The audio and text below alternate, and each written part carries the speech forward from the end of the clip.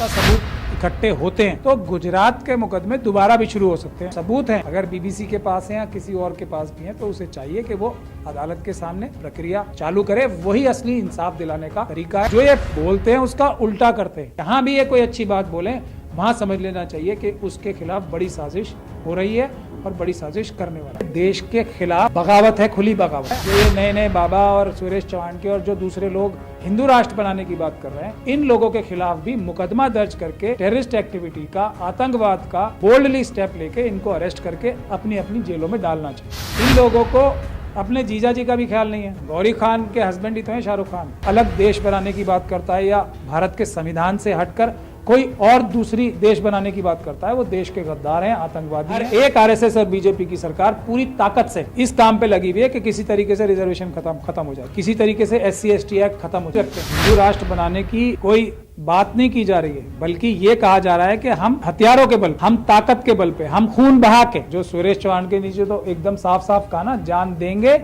और जरूरत पड़ी तो जान लेंगे भी। देखिए, मैं तो क्योंकि संविधानवादी व्यक्ति हूँ, अम्बेडकराइट हूँ और सबके लिए न्याय और सबके लिए जो है बराबरी, तो मैं तो ये चाहूँगा कि ये डॉक्यूमेंट्री तो चलो एक चीज़ होती है जिससे लोगों का ध्यान आकर्षित होता है किसी एक इशू के पीछे, लेकिन एक जर्नलिस्ट का फर्ज ये भी होता है कि अगर कोई इस तरह के घिनौने अपराधों का सबूत है उसके पास, तो वो सबूत मुहैया कराए कानूनी प्रक्रिया के द्वारा। किसी भी व्यक्ति के खिलाफ अगर सबूत हैं तो उसको भारत का संविधान, भारत का कानून ये चाहता है कि उसके खिलाफ मुकदमा चले।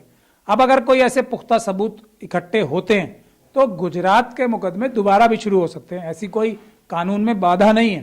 तो ये महत्वपूर्ण कार्य होगा। हाँ, जो प्रेस का काम है एक किसी चीज की तरफ दोबारा ध्यान आकर्षित कराना होगा, लेकिन एक महत्वपूर्ण बात जो बहुत जरूरी है इसमें वो ये है कि ये इसकी टाइमिंग, जो प्राइम मिनिस्टर ऋषि सुनक बने हैं जी, उसके बाद बीबीसी ने ये जो है ये डॉक्यूमेंट्री चलाई है, तो ये बहुत एक महत्वपूर्ण विषय है कि हमारे देश के क्या जो कूटनीतिक संबंध हैं अलग अलग देशों से क्या खराब हो गए हैं, क्या कोई ऐसी कमी है हमारे देश के जो विदेश नीति है उसमें, जिसकी वजह से ऋषि सुनक, जो बहुत सारे हमारे मनुवादी भाई बड़े खुश हो रहे थे कि ये बन गए, तो क्या डिप्लोमेटिक जो हमारी पॉलिसी है, क्या वो भी चाइना और पाकिस्तान ने मिलके उसमें सेंध लगा दी है कि अब हमारे जो इस्टेब्लिश मित्र कंट्रियां हैं वो भी ऐसी नई नई चीज़ें हो रही हैं। तो ये एक बहुत चिंता का विषय है। हाँ, जो सबूत हैं अगर बीबीसी के पास हैं या किसी और के पास भी हैं तो उसे चाहिए कि वो अदालत के सामने प्रक्रिया चालू करे। वही असली इंसाफ दिलाने का तरीका है। हाँ, अवेयरनेस तो इस बारे में पहले भी बहुत लोगों को अब भी है, लेकिन असली इंसाफ अभी बाकी है। बैन तो मेरे ख्याल से नहीं किया जहां तक मेरी जानकारी है। हाँ, डायरेक्शंस दी गई हैं बहुत सारे जो सोशल मीडिया के जो हैंडल्स हैं उनको या प्लेटफॉर्म्स हैं उनको डायरेक्शंस दी गई हैं, सरकार ने बैन नहीं किया है। ये वही कार्रवाई है जो मनुवादी मानसिकता छुप के करती है ना बाहर, वो काम किया है। ऑफिशियली तो मेरे ख्याल से हमारे देश में अनाउंस किया है सर, बाकायदा बैन किए जाने का ऑफिशियली अनाउंस किया है। कब किया है? मैंने तो अभी तक परसों रात की खबर नहीं, वो ट्विटर वगैरह को सबको डायरेक्शंस दिए हैं। गवर्नमेंट ऑफ इंडिया ने उनको डायरेक्शंस दिए कि इसको ब्लॉक करो। बैन अलग चीज होती है। बैन का मतलब ये चीज दिखाई नहीं जा सकती। अगर भारत सरकार इसके ऊपर बैन जारी कर देती तो कोई भी राज्य सरकार इसको ना दिखा पाती, लेकिन तब मोदी जी की बहुत ज्यादा तब किरकिरी ज्यादा होती।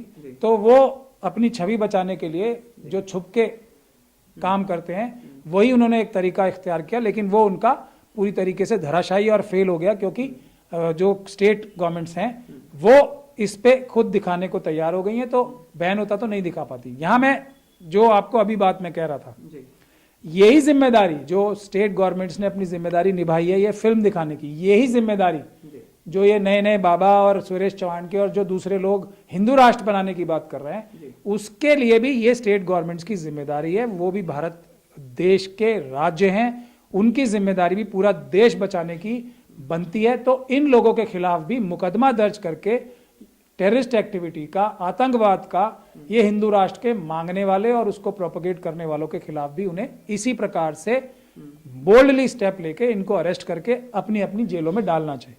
देखिए, मुझे तो जैसे ही मोदी जी कोई अच्छी बात करते हैं या कोई भी आरएसएस और मनुवादी कोई मुंह से अच्छी बात करता है तो मेरे तो एकदम जितने भी जो इंद्रियां हैं वो एकदम चौकन्ना हो जाता हूं मैं कि अब कोई बहुत बड़ा गलत काम करने वाले हैं। जी। सबका साथ सबका विकास बोला, हाँ। SC ST OBC और माइनॉरिटीज को बिल्कुल नेस्तो नाबूद कर दिया। जी। ये सबका साथ सबका विकास होता जी। है, तो जो ये बोलते हैं उसका उल्टा करते हैं। जी। तो अब बहुत चौकन्ना होने की जरूरत है, खास तौर पे मुस्लिम कम्युनिटी को, और जिन कम्युनिटी में जिन लोगों की बात कर रहे हैं, बोहरा समाज की बात की ना, तो उन्हें बहुत चौकन्ना हो जाना है कि मोदी जी अब क्या उनका नुकसान करने वाले हैं। जो उन्होंने पासमानदा समाज की भी साथ बोला। मेरा तो मानना यह है कि जो भी पासमानदा और मुस्लिम की बात सोचता भी है तो वो मुसलमान ही नहीं। मेरा तो ये मानना है साफ साफ, इस्लाम इसकी इजाजत नहीं देता। और अगर मोदी जी को मुस्लिम कम्युनिटी के कुछ लोगों से, वो चाहे उनको किसी भी नजर से देखें, उनके लिए बहुत चिंता हो रही है तो उनको रिजर्वेशन दे दें, उनके लिए एक इकोनॉमिक पैकेज दे दें।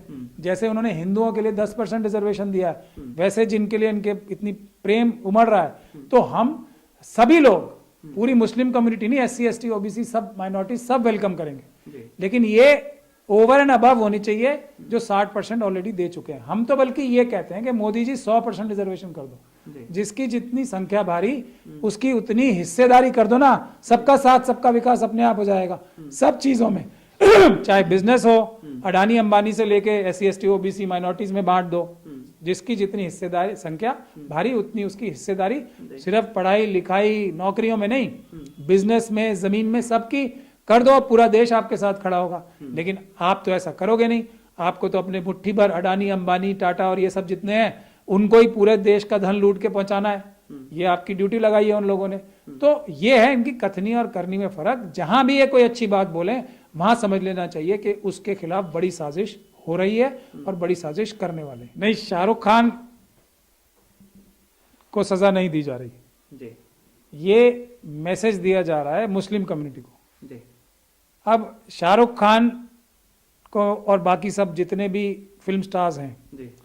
मैं उनके लिए बिल्कुल भी सिंपैथी नहीं रखता हूं। जी। सिंपैथी जो इसका जमीन पे असर पड़ रहा है वो देखना है कि ये आपस में नफरत फैलाने के लिए इस फिल्म का इस्तेमाल कर रहे हैं आरएसएस और मनुवादी लोग।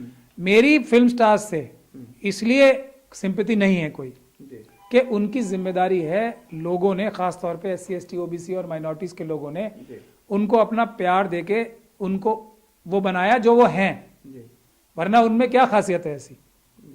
लेकिन जब उनको देश के लिए, आज जो देश के ऊपर इतनी बड़ी बड़ी मुसीबतें आ रही हैं, तो जो देश की 90% जनता ने उनको इतना पावरफुल बनाया, इतना इनको हाई लेवल जगहों पे पहुंचाया है, इतना इनको पैसा कमवाया है, तो क्या इनका फर्ज देश के प्रति नहीं बनता? आज जब देश मुसीबत में है, आज जब देश खतरे में है, यहाँ लोगों के रोजगार छिन रहे हैं, यहाँ चाइना से ट्रेड डेफिसिट 80-20 का हो गया, यहाँ चाइना हमारी जमीन खा रहा है, यहाँ भ्रष्टाचार का बोलबाला हो गया, यहाँ गरीबी और अमीरी में फर्क बढ़ता ही जा रहा है, तो क्या इन लोगों का फर्ज नहीं बनता कि ये सच्चाई और ईमानदारी के लिए, ये देश को मजबूत करने के लिए कोई एक मुहिम चलाएं, सड़कों पे उतरें? क्या इनका फर्ज नहीं है? तो ये काम ये नहीं कर रहे हैं, तो इसका सजा तो इन्हें मिलेगी। अब क्यों मिलेगी? क्योंकि मनुवादी मानसिकता ये चाहती है कि लोगों में डर फैलाए। शाहरुख खान का नाम शाहरुख खान है, तो इसीलिए पूरी मुस्लिम कम्युनिटी को मैसेज देने के लिए, पूरी शेड्यूल कास्ट कम्युनिटी को मैसेज देने के लिए कि हम किसी को भी कभी भी चाहेंगे, चाहे वो नाम से ही मुसलमान हो सिर्फ, उसको हम, चाहे वो नाम से ही शेड्यूल कास्ट हो, उसको हम कभी भी नेस्तो नाबूद कर देंगे। ये मैसेज वो देना चाह रहे हैं देश में, और उसके खिलाफ शाहरुख खान कोई आवाज नहीं उठा रहे हैं। इसके खिलाफ, अपनी पठान मूवी के खिलाफ तो वो पता नहीं किसे किसे फोन कर रहे हैं, असम के चीफ मिनिस्टर, और क्या क्या बैकडोर में वो क्या क्या मेहनत कर रहे होंगे। क्या उनका फर्ज ये नहीं बनता कि अपने फिल्म इंडस्ट्री के जितने भी लोग हैं, वो जो आदिवासियों के साथ उनकी जमीनें जो बड़े बड़े इंडस्ट्रीज छीन रहे हैं, उसके खिलाफ मुहिम चलाएं, इतनी कैंपेन वो उसके लिए भी करें। क्या शेड्यूल कास्ट कम्युनिटी के साथ जो दिन रात अत्याचार हो रहे हैं, उनकी महिलाओं के साथ, उनके साथ स्वयं, क्या उनका फर्ज नहीं बनता कि उनके खिलाफ कोई मुहिम और ऐसा कैंपेन और बैकडोर की जो ये वो लॉबिंग कर रहे हैं करें? क्या फर्ज नहीं बनता उनका? क्या जो मुस्लिम कम्युनिटी, बौद्ध कम्युनिटी, सिख, क्रिश्चियन और ये सब कम्युनिटीज़ के साथ जो ज्यादतियाँ हो रही हैं उनके लिए वो आवाज़ उठाएं, नहीं बनता क्या? ओबीसी के साथ जो अन्याय हो रहा है हमारे देश में, उसके लिए आवाज़ उठाने का, कम से कम फिल्में बनाने का भी फर्ज नहीं बनता? लेकिन ये सब काम वो नहीं करते हैं। और एक हमारी मित्र हैं, उन्होंने एक बहुत अच्छी बात कही है, वही बात कह के मैं ख़त्म करूँगा कि इन लोगों को अपने जीजा जी का भी ख्याल नहीं है। गौरी खान के हस्बैंड ही तो हैं शाहरुख खान। तो जो अपने राजनीतिक फायदे के लिए अपने जीजा का इतना नुकसान कर सकते हैं, तो आप लोग समझ लो कि वो कितने बड़े। ये हमारी एक रितु सिंह है, क्लाइंट भी हैं और हमारी छोटी बहन भी हैं। ये उन्होंने एक बात कही और मुझे खुद हैरानी हो रही है कि ये तो अपने जीजा जी को भी नहीं छोड़ रहे। तो ये कितने, क्या मानसिकता है ये? तो ये समझने की बात है, अपने स्वार्थ के लिए ये अपनों तक को नेस्तो नाबूद और मारने के लिए तैयार हो जाता है।